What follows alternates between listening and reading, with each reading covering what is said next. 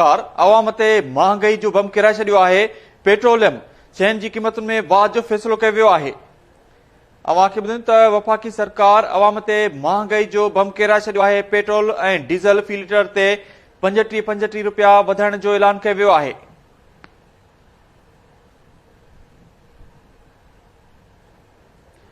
नाणे वारे वफ़ाक़ी वज़ीर इसहाक़ डार चयो आहे त नयूं क़ीमतूं अॼु खां ई लागू थींदियूं। जीअं पेट्रोल जो हथरादू बहिरान ख़तम थिए,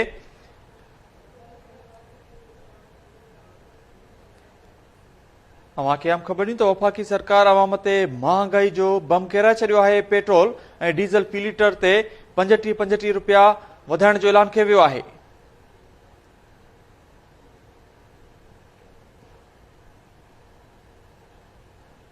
चइनि महीननि दौरान पेट्रोलियम शयुनि जे अघनि में इज़ाफ़ो नाहे कयो वियो। इसहाक़ डार पारां चयो वियो आहे।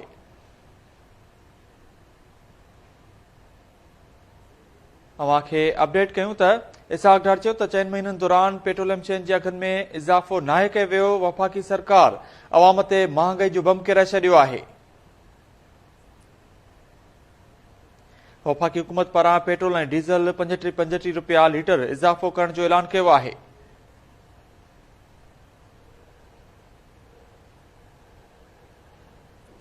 पेट्रोलियम शयुनि जे नई अघ में वाध ते अॼु सुबुह 11 वॻे खां अमल शुरू थी वियो आहे।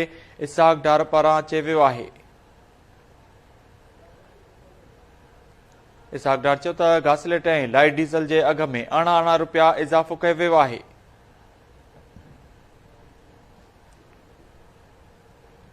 अवां खे अपडेट कयूं त नाणे वारे वज़ीर चयो त पेट्रोल जी नई क़ीमत 249 रुपया फ़ी लीटर मुक़रर कई वई आहे। पेट्रोल ज़ख़ीरो करण जूं ख़बरूं मिलियूं आहिनि। इसहाक़ डार इहो पिणु चयो त 4 महीननि दौरान पेट्रोलियम शयुनि जे अघनि में इज़ाफ़ो नाहे कयो वियो। वफ़ाक़ी सरकार अवाम ते महांगाई जो बम किराए छॾियो आहे। पेट्रोल ऐं डीज़ल फ़ी लीटर ते 35 रुपया वधाइण जो ऐलान कयो वियो आहे।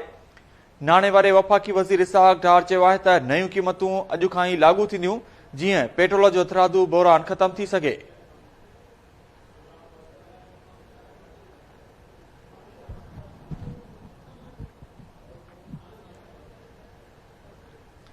अवां खे अपडेट कयो त वफ़ाक़ी सरकार अवाम ते महांगाई जो बम किराए छॾियो आहे। पेट्रोल ऐं डीज़ल फ़ी लीटर ते 35 रुपया वधाइण जो ऐलान कयो वियो आहे। नाणे वारे वफ़ाक़ी वज़ीर इसहाक़ डार चयो आहे त नयूं क़ीमतूं अॼु खां ई लागू थींदियूं। जीअं पेट्रोल जो हथरादू बहिरान ख़तम थिए।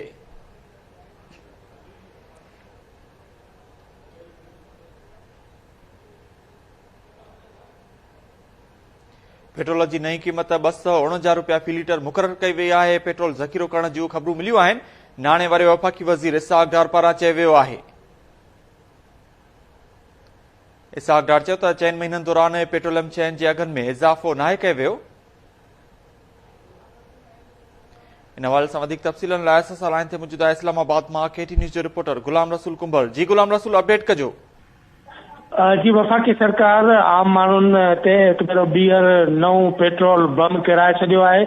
जंहिंजा जेके असर जेके आहिनि उहे आम माण्हू ते सिधी रीत पवंदा। पेट्रोल जी जेका फ़ी लीटर क़ीमत आहे उन में 35 रुपया फ़ी लीटर इज़ाफ़ो कयो वियो आहे। ऐं हाणे जेको पेट्रोल जी नई क़ीमत आहे उहो 2 रुपया 49 पैसा हूंदी। ऐं साॻे वक़्तु जेका डीज़ल जी जेका क़ीमत आहे ऐं घासलेट जी क़ीमत आहे उन में 18 रुपया इज़ाफ़ो कयो वियो आहे।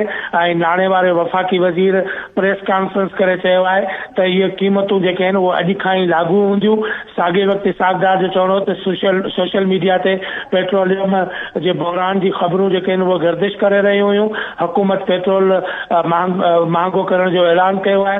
ऐं संदसि चवणो त 4 महीननि खां पेट्रोल जूं जेके क़ीमतूं आहिनि उहे न वधियूं हुयूं। नयूं क़ीमतूं जेके आहिनि उहे अॼु खां ई लागू हूंदियूं। अहिड़ी रीति वफ़ाक़ी सरकार पेट्रोल डीज़ल जी क़ीमतुनि में होशरुबा इज़ाफ़ो करे छॾियो आहे।